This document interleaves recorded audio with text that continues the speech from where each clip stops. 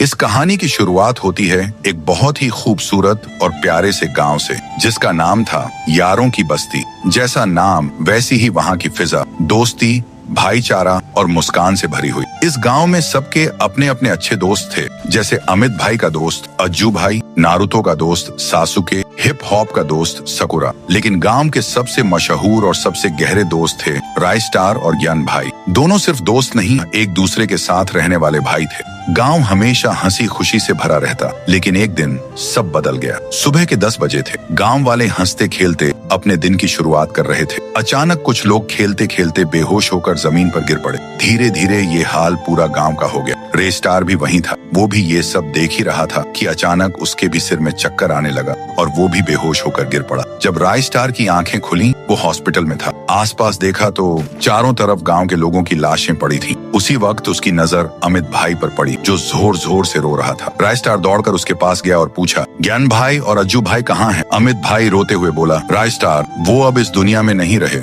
हम सब साथ खेल रहे थे। अचानक वो दोनों गिर पड़े। मैं उन्हें लेकर भागते हुए हॉस्पिटल पहुंचा, लेकिन डॉक्टर ने कहा अगर थोड़ी देर पहले लाते तो शायद बच जाते। रायस्टार की आंखों से आंसू छलक पड़े। उसकी आवाज कांप रही थी। ज्ञान भाई, ऐसा नहीं कर सकता। हमने तो साथ जीने और मरने की कसम खाई थी। उस रात रायस्टार की आंखों में नींद नहीं थी। ज्ञान भाई की यादें उसकी रग रग में दौड़ रही थी। अगली सुबह बाहर से कोई जोर जोर से चिल्लाया, रायस्टार बाहर आ जल्दी। रायस्टार भागा भागा बाहर गया। वहाँ अमित खड़ा था, चेहरे पर घबराहट। क्या हुआ अमित? अमित बोला, ज्ञान और अज्जू की मौत एक्सीडेंट से नहीं हुई, उन्हें मारा गया है। रायस्टार चौंक गया। क्या बकवास है ये? अमित ने बताया, हमारे गांव से थोड़ी दूर एक फैक्ट्री है। वो एक बहुत खतरनाक आदमी की है, भगीरा। उस फैक्ट्री से जहरीला धुआं निकलता है और उसी जहर की वजह से हमारे दोस्त मरे हैं। रायस्टार ने कहा, हमें तुरंत पुलिस को बताना होगा। दोनों पुलिस स्टेशन पहुंचे, सब कुछ बताया, लेकिन पुलिस ने उनकी बात सुनने के बजाय उन्हें धक्के मारकर बाहर निकाल दिया और चेतावनी दी, अगर दोबारा आए तो अंदर कर देंगे।